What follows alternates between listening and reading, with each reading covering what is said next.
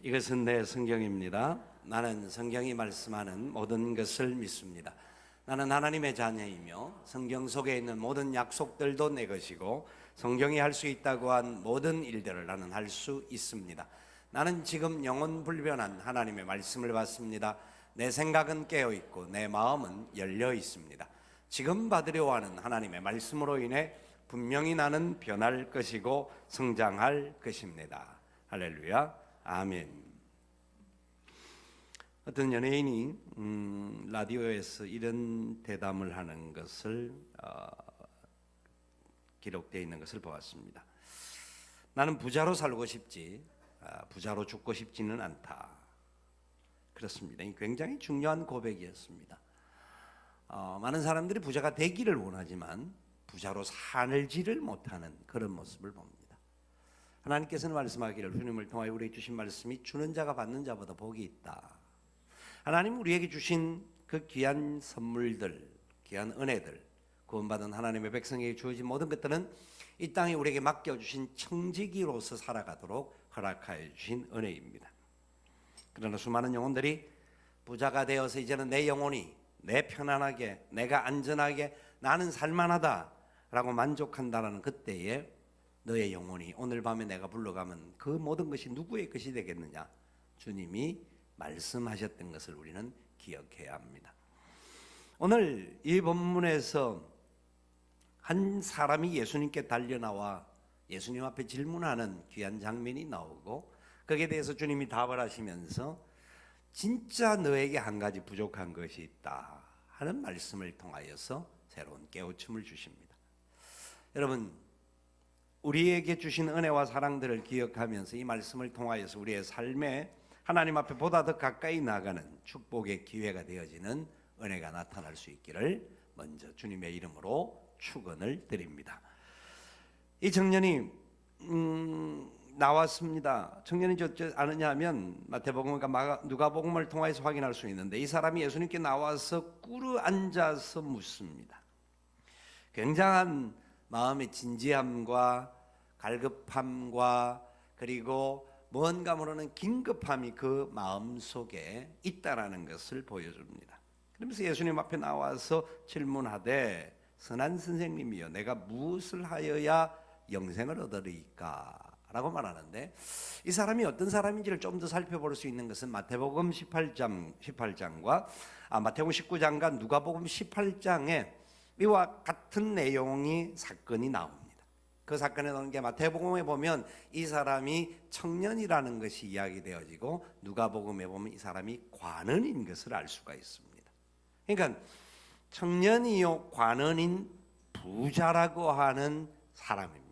그러니까 사회적인 지위나 그리고 경제적인 풍요나 그리고 어떤 패기나 모든 것이 부족함이 없는 사람 중에 한 사람이라는 것을 알 수가 있습니다. 그런데 이 사람의 마음에 지금 뭔가 모르는 간절함, 해결하지 못하는 갈증이 있어서 예수님께 나왔다라는 겁니다. 많은 사람들은 자기의 가진 것 없는 것 때문에 한탄하고 신세와 여러 가지 상황들을 비교하면서 괴로워하는데 이 사람은 조건이나 상황은 다른 사람보다 훨씬 나은 사람이었습니다. 그럼에도 불구하고 그의 가슴 속에 뭔가 모르는 허전함과 공허함을 채우기를 원하는 그리고 끝없이 추구하는 영혼에 관한 마음이 그 속에 있었다는 것을 보여줍니다. 그러면서 예수님께 나와서 선한 선생님이라고 부르는 것을 보면 실제로 이 사람이 예수님이 하나님의 아들이시오 하나님 바로 그분이시오 메시아임을 알았기 때문에 붙인 용어가 아니라 그 당시 랍비들 중에서는 그래도 뛰어나고 좀 다른 뭔가 다른 분이라는 것 때문에 했을 텐데 그 당시 사람들이 랍비를 향하여서 선하다라는 표현을 한 적이 없습니다. 아니 했어도 안 되었습니다.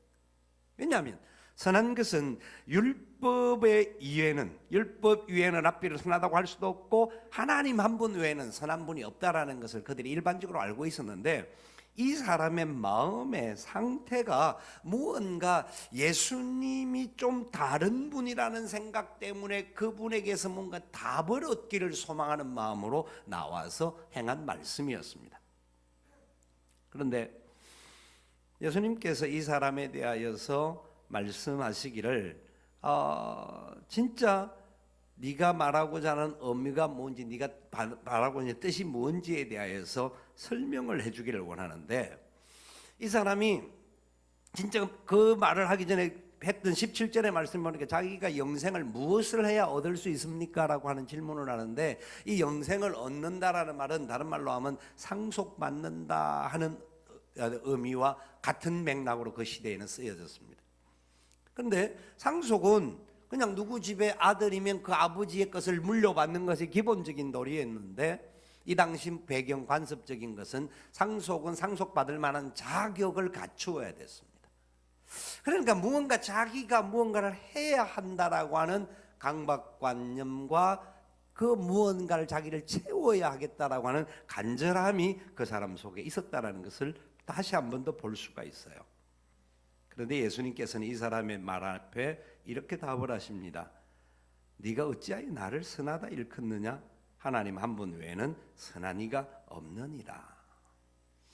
이 사람이 예수님을 알고, 우리는 알았다고 한다면 뭐 예수님을 향하여 선한 분이라고 말하는 것은 뭐 가능한 내용입니다만은, 그러나 그가 선생님이라고 부르면서 선하다고 부르는 것은 그 사람이 예수님에 대한 정확한 믿음이 그런 판단으로 한 것이 아니라는 거죠.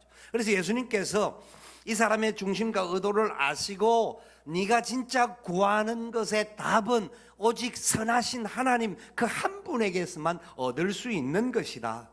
너는 영생을 네가 무언가를 행함으로 말미암아 얻을 수 있다고 생각하는데 그렇지 않다.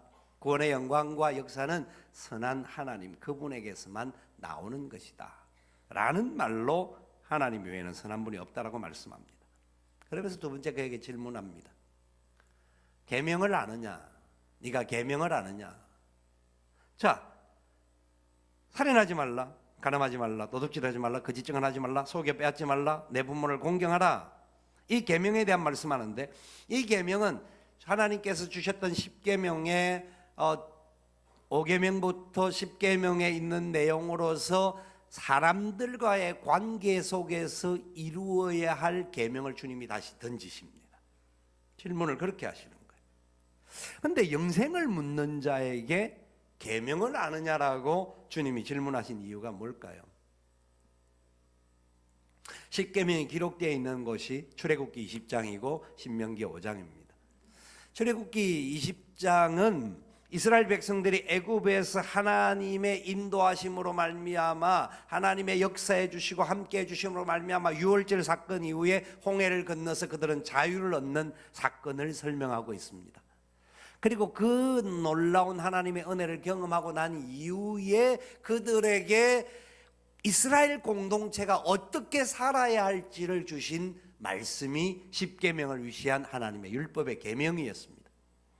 그렇기 때문에 그들은 진정한 구원이 무엇인지를 알 때에 하나님의 건져주심을 받았다라는 것에 대한 확신이 있을 때에 하나님이 주신 계명을 지키는 것은 당연한 일이었습니다.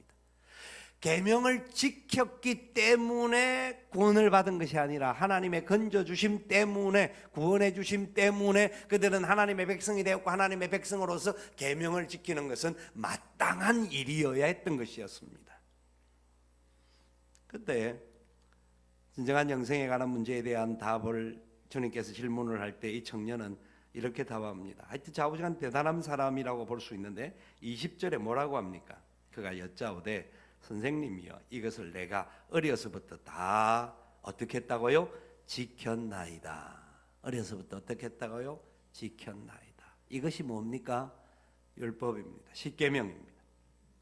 그가 지켰다고 이 말은 억지로 지킴이 아니라 마지못해서 안 지키면 벌 받을 것 같아서 지켰다라는 것이 아니라 기꺼이 자발적으로 그 계명을 지켰습니다 라는 거예요.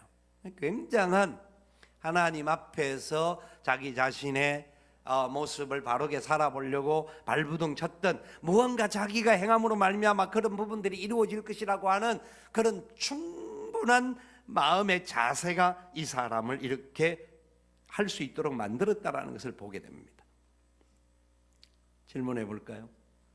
저와 여러분 중에는 이 청년과 같이, 이 한 사람과 같이 하나님의 율법의 계명을 내가 어려서부터 기꺼이 자발적으로 나는 지켰습니다 말할 수 있는 분이 얼마나 되겠습니까? 나는 다 지켰어. 누구도 나를 함부로 대할 수 없어. 자신 있게 손들 수 있는 분, 간지러워서 손드는 경우는 있을 수 있지만 우리 아무도 이 부분에 대해서 자신 있게 손들 수가 없습니다. 그런데 이의 말이 거짓말이 아닌 것을 알 수 있는 것은 21절에 예수님께서 그를 보시는 모습을 보여주고 있는데요, 예수께서 그를 보시고 사랑하사 이르시되, 예수님이 사랑해 주시는 겁니다. 예수님이 사랑의 눈으로 이 사람을 보시는 겁니다. 이 한 사람을 보실 때 그냥 네가 뭘 잘했기 때문에가 아니라 네가 그거 다 지켰다고 생각하지, 근데 그것 때문에가 아니라 그냥 주님의 마음이 그 사람을 향한 사랑으로 보아주신 겁니다. 이 본다는 그냥 쳐다보고 경상도가 꼴쳐 본다라고 하는데, 이렇게 보는 게 아니라 진짜 진심으로 사랑의 마음으로 그 사람의 그 모습을 주님이 기뻐하면서 보는 모습을 이야기합니다. 그런데 사랑하사 이르시는데 뭐라고 이러느냐면, 네가 아직도 한 가지 부족한 것이 있다. 무엇이 있다고요? 부족한 것이 있다. 몇 가지요? 한 가지라고 말씀합니다. 한 가지 부족한 것이 있다. 그게 뭐냐? 가서 내게 있는 것을 다 팔아 가난한 자들에게 주라. 그리하면 하늘에서 보화가 내게 있으리라. 그리고 와서 나를 따르라. 부족한 가지 한 가지가 있는데 그게 뭐냐니까, 네가 가진 것을 팔아서 가난한 자들에게 안 준 것이다. 그렇게 말을 하고 있는 거예요. 그냥 주라는 게 아니라 전부 다 팔아서 주라는 겁니다. 그게 뭐라고 말합니까? 하늘에서 보화를 있게 하는 것입니다. 그러니까 하나님의 백성으로 영생을 얻은 사람으로서 진정한 기쁨과 감사를 하늘에서도 쌓게 할 뿐만 아니라 이 땅에서도 누리는 비결을 말하는데, 이것은 여러분 이렇게 질문이 가능합니다. 그러면 보화를 다 팔아서 가난한 사람에게 주면 영생을 얻는단 말입니까? 어떻습니까? 여러분, 가난한 모든 것을 다 팔아서 다 드리면 영생을 얻을 수 있습니까? 아닙니다. 근데 주님이 하시는 말씀이 뭘까요? 자, 보십시오. 내게 있는 것을 다 팔아 가난한 자들에게 주라. 그래야만 하늘의 보화가 내게 있으니 그리고 나와서 나를 따르라. 나를 따르라.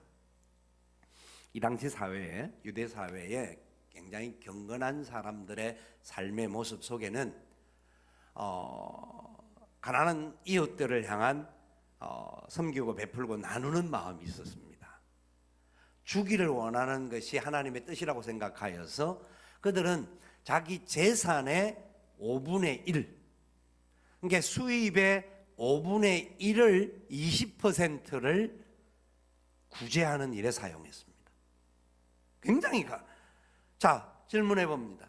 우리는 수입의 몇 퍼센트를 구제하고 베풀고 나누는 일에 사용하고 계십니까?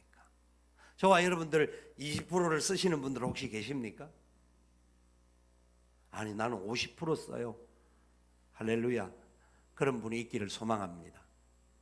아무도 아멘을 속으로 한 3분을 하셨는 것 같은데, 이게 그 당시 사람들은 그렇게 했던 사람들을 경건한 사람이요, 이 사람은 자기가 어려서부터 율법을 다 지켰습니다라고 말할 수 있던 이유가 그 정도 했다라는 겁니다. 굉장히 탁월함이었습니다. 우리 누구도 하지 못했던 계명을 다 지키고 그 자기의 재산의 20% 가까운 돈을 구제하고 베푸는 삶을 살았다라는 것이 우리에게는 엄두가 나지 않는 이야기입니다. 그런데 주님께서 이 사람에게 이 말씀을 하면서 하늘의 보화가 있게 되는데 네 모든 것을 다 팔아 가난한 자들을 위해서 베풀라. 그리고 나를 따르라. 나를 따르라. 단순히 영생 정도가 아니라 이 사람은 진짜 주님의 제자, 주님의 용사로 살아가야 할 사람으로서 주님께서 메시지를 던져주고 계시는 겁니다. 이 사람이 구원을 받았는지 안 받았는지는 성경에 말하지 않습니다.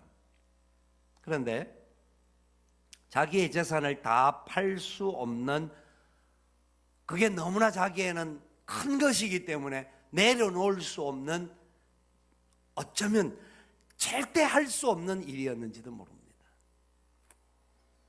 그런데 그가 할 수 있다고 해서 구원을 받는 것이 아니라는 것을 알 수가 있고요. 뿐만 아니라 예수님이 그를 보시고 사랑하셨던 부분을 보면 지금은 몰라도 나중에 가서는 이 사람이 하나님의 놀라운 뜻을 깨달았을 날도 분명히 있지 않았을까 추측해 봅니다. 예수님이 사랑으로 그 사람을 봐주셨기 때문에. 왜? 구원은 하나님이 우리에게 주시는 겁니다. 구원은 하나님의 은혜와 사랑으로 우리에게 베푸시는 겁니다. 여러분 구원 받으셨습니까? 그리고 구원받는다라는 것을 굉장히 어릴 때에 처음 예수 믿을 때 내가 받은 구원이라고 착각하는데요, 구원을 이루어가는 겁니다. 근데 이게 구원은 완성인데도 불구하고 이루어가는 겁니다. 왜냐하면 우리 자신들은 이 땅에서 구원의 감격과 깊이와 넓이와 높이와 부피를 다 누리지 못할 정도로 구원의 풍성함을 모르고 사는 겁니다. 보십시오. 예수님을 따랐던 제자들 중에 누가복음 5장에 예수님께서 베드로의 배에 앉으시고 말씀을 전가하시고 난 다음에 베드로에게 깊은 곳에 가서 그물을 던지라고 합니다. 베드로가 뭐 이래저래 평기를 댑니다. 그러나 말씀에 의지해서 제가 그물을 던지겠습니다. 말씀에 의지해서 그물을 던졌습니다. 던지니까 고기가 얼마나 많이 잡혔는지 너무나 놀라워서 뭐라고 고백합니까? 선생님, 말씀에 의지해서 제가 그물을 던지겠습니다 했던 베드로가 주여, 나는 죄인이로소이다. 나를 떠나소서라고 고백합니다. 주님이 누군지를 발견합니다. 그 은혜의 기쁨을 느낍니다. 그럴 때 예수님께서 베드로에게 너는 나를 따라오너라. 내가 너를 사람 낚는 어부가 되게 하리라 말씀을 합니다. 따라오라고 하는데 주님께서 뭐라고 다른 걸 버리라고 말하지도 않았는데 베드로는 그물도 그리고 배도 모두도 버리고 오직 예수님을 따릅니다. 구원의 감격과 기쁨과 은혜의 역사가 있을 때 주님의 따름이 당연히 나타나게 돼 있다는 겁니다. 자, 여러분 보십시오. 다시 질문합니다. 이 사람이 구원을 얻었는지 못 얻었는지는 지금 현재로는 못 얻었다고 말할 수도 있습니다. 그러나 우리는 거기에 대해서 판단하지 못하는데, 분명한 것은 저와 여러분들은 예수 그리스도로 말미암아 구원받은 하나님의 백성 된 줄 믿으십니까? 분명히 믿습니까? 자, 그렇다면 우리는 이 사람보다 잘한 것도 없는 사람 아닙니까? 십계명도 다 지키지도 않았고 5분의 1이라는 구제도 하지 않고 또 선한 일을 하고 선한 사업에 부하고 나름대로 자기가 할 수 있는 일을 모두 다 하지 않았지만 하나님의 은혜로 저와 여러분들이 영생을 소유한 하나님의 백성이 된 것입니다. 그러니까 그 영생을 소유한 자들답게 이제는 우리가 뭔가를 지켜서 구원을 받는 것이 아니라 영생을 받은 자기 때문에 주님의 말씀이 나를 따라오라는 것이 뭔지를 깨달아야 되는 겁니다. 내 모든 것을 다 팔아서 가난한 자들에게 주고 나를 따르라고 하는 말이 뭔지를 알아야 합니다. 만약에 주님이 이 사람이 부자라는 것을 몰랐으면 이런 말을 안 했을 거예요. 주님은 사람의 모든 것을 아시기 때문에 직접 대화를 하지 않아도 그 사람이 어떤 상황이 다 압니다.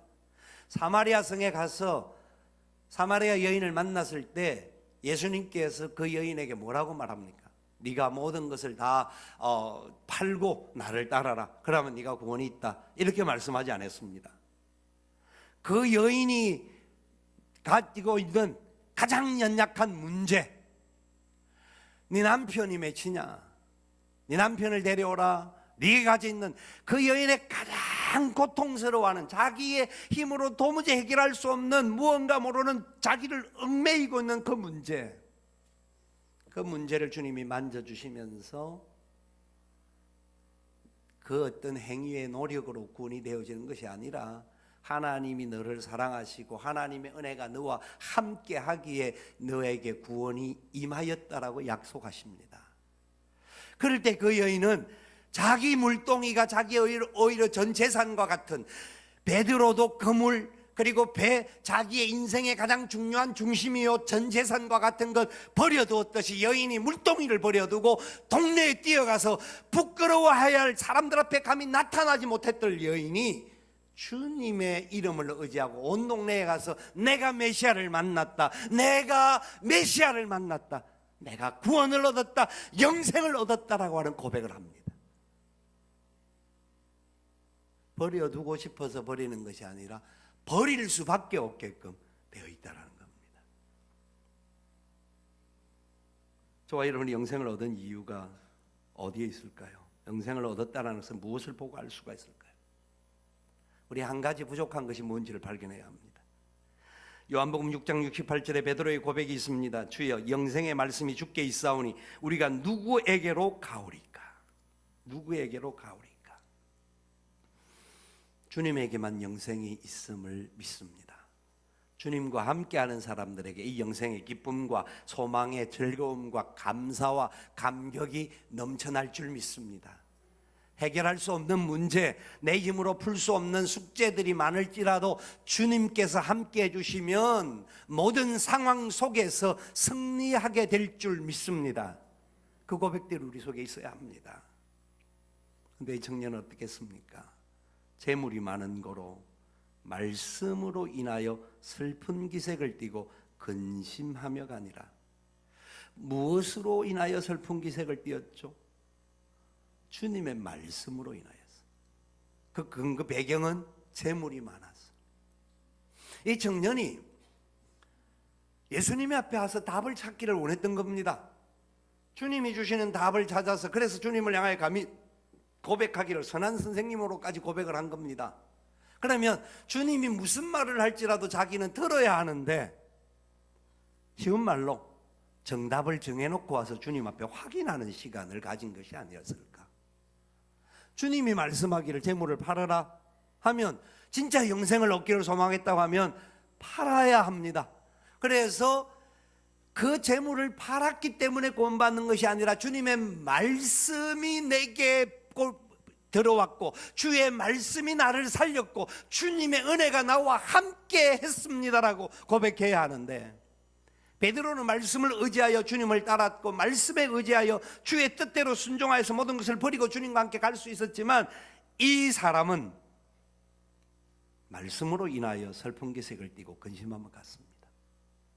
여러분, 하나님의 말씀은 우리의 구미에 맞추기 위하여서 듣는 것이 아닙니다. 하나님의 말씀이 우리에게 전해질 때에 우리는 그 말씀 앞에 온전하게 우리의 모습을 내려놓고 주의 말씀이 오니 종이 듣겠나이다 고백할 수 있기를 소망합니다. 그 은혜가 우리 안에 있어야 하는데, 다른 이유가 있습니다. 재물이 많은 거로 이 말씀으로 인하여 슬픈 기색을 띠고 근심하며가 아니라, 어리석은 부자가 자기의 재물이 너무나 많아서, 사람들은 많은 부자가 되기를 원하잖아요. 근데 부자가 되기를 원하는데 그 부자가 되어서 이제 농사를 잘 지어서 얼마나 크게 부자가 되었습니까? 그래서 창고를 크게 짓고, 내 영혼아 이제는 내가 평안하다, 내가 안전하다, 내가 잘 먹고 잘 살겠다, 와 하고 감사한다, 이렇게 말을 하는데 하나님 그에게 말합니다. 오늘 밤에 너의 영혼을 내가 취한다고 하면 이 모든 재물이 누구의 것이 되겠느냐? 여러분, 이 본문의 말씀은 재물을 가지고 많이 헌금을 하고 가난한 자를 베풀라, 이 배경이 전제 깔려 있기는 합니다만은 모든 사람들에게 이렇게 해야만이 영생을 얻는다라는 것을 가르치는 게 아니고요, 이 말씀은 우리가 의존하고 의지하고 우리가 붙드는 소망이 진정한 소망이냐, 참된 소망은 하나님 한 분밖에 없다라는 것을 네가 믿느냐?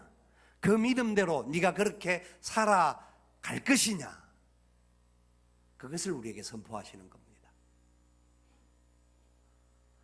여러분, 저와 여러분의 한 가지 부족한 것이 무엇이 있을까요?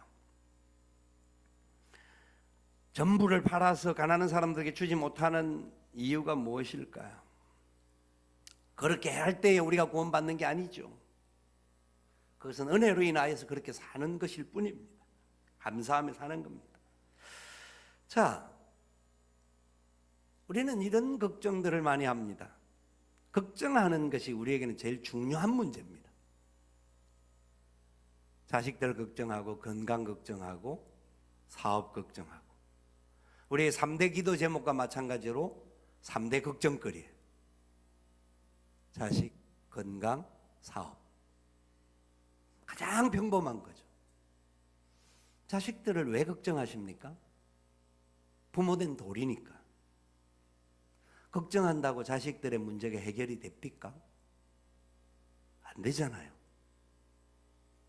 걱정하는 시간에 하나님을 바라보고 하나님 의지하고 하나님이 함께해 주시기를 기도하고 그 자녀들도 하나님의 뜻 가운데 순종하는 삶을 살도록 우리가 오히려 채근하고 그렇게 살게 만들어야 하는데, 어떻게 하면 내 자식들 좀 고생 덜 하고 좀 더 편안하게, 그래서 우리가 어떻게 하면 자식들에게 유산이라도 좀 물려줘야 할까 걱정하시는데, 여러분, 유산 물려줘도 자식들 고마워하는 놈들 한 놈도 없습니다. 진짜 어쩔 수 없는 그런 경우가 있을 수 있습니다. 그래서 부모들이 최선을 다해서, 어떤 부모는 그런 기도의 제목을 가지는 부모들이 있더라고요. 내가 내 아들, 내 자녀보다 하루만 더 살게 해주옵소서. 질고가 있는 경우에 그 상황에서 그건 부모가 할 수 있는 놀라운 기도라고 저는 생각합니다. 하나님을 의존하고 하나님이 함께 해주실 것을 소망하는 기도죠. 물질이 그 사람을 그렇게 만들 수 있는 게 아닙니다. 하나님만이 그 삶을 책임져 주시고 인도해 주시고 함께 해 주실 것을 믿는 겁니다. 우리가 그래도 살만하고 자기 행동할 만한 사람들 같으면 유산 물려주지 않아도 돼요. 하나님을 바로 보게 하고 하나님만이 영생의 주인이시고 우리의 삶의 주인이시고 우리를 온전히 이끄실 분임을 우리가 믿고 우리가 그렇게 보여주고 그렇게 가르쳐야 되는 거죠. 아무리 많은 것 베푼다고 해서 나눠준다고 해서 그게 그 사람들을 변화시키는 게 아닙니다. 우리가 오히려 주의 일을 하면서 영생의 기쁨을, 우리는 영생을 이미 소유한 자들인데 다르게 적용을 해보면 진짜 이 영생을 소유한 자들은 항상 기뻐할 수 있는 삶이 되어야 되는데 우리가 기뻐하지 못할 때가 많아요. 염려거리가 있어요. 왜? 자기가 맡은 일들로 인하여서 염려거리가 있죠. 이 염려거리라는 것은 거의 다가 그 사람에게는 제일 소중한 일들 중에 하나입니다. 소중한 것들입니다. 그런데 염려거리를 놓고 진짜 내가 염려한다고 해결이 되는 적이 없다라는 것을 우리는 압니다. 그런데도 그 염려를 벗어나지 못합니다. 하나님이 선하다고 믿으십니까? 영생이 하나님부터 온다고 믿으십니까? 하나님 우리의 삶의 전부가 되시고 온전히 이끌어 주심을 믿으십니까? 그러면 염려거리 주 앞에 내려놓아야 합니다. 걱정거리 주 앞에 던져야 합니다. 하나님이 함께 해주시지 아니하시면 우리가 세상에 아무리 많은 것을 가진다고 할지라도 그것 가지고 우리는 승리할 수 없습니다. 여러분, 이 청년은 재산이 많은 거로 이 말씀으로 인하여 슬픈 기색을 띠고 근심하며 갔습니다. 재물이 많은 거로 이 말씀으로 인하여 슬픈 기색을 띠고 근심하며 갔다라는 겁니다. 저와 여러분이 가장 소중하게 생각하는 게 뭡니까? 주님이 그것을 우리에게 내려놓으라고 합니다. 그것을 다 던지라고 말합니다. 그것을 네가 할 수 있는 일이 아니라고 말합니다. 그런데 우리는 여전히 그것 붙잡고 그것만이 우리를 지탱하는 줄로 착각하며 이 청년에게 있어서 가장 갈급한 심령은 그 부분이 해결되어지고 주님의 은혜의 역사가 그 속에 가득 찰 때만이 해결할 수 있었던 겁니다. 사람의 중심에는 항상 한 가지 비어 있는 것이 있는데 그 빈 자리에 하나님이 차지하지 않고는 그 빈 자리를 메꿀 수 없는 게 사람의 삶입니다. 이 사람은 다른 것으로 채워져 있는 그 부분이 어느 날 우선순위가 바뀌는 날이 와야 했던 사람이었습니다. 저와 여러분의 모습 속에도 그런 부분이라는 것을 잊지 마시고 하나님 한 분만으로 진정 감사하고 기뻐하시고, 우리는 이 청년과 같이 그렇게 살지도 못했는데도 불구하고 영생을 주셨음을 잊지 말고 감사하고 감격하면서 주의 영광 위하여 선한 사명을 가지고 믿음의 역사에 이르며 달려가는 우리 모두가 되시기를 주님의 이름으로 축원을 드립니다. 아멘. 우리 함께 찬양하며 성찬식으로 나아가겠습니다.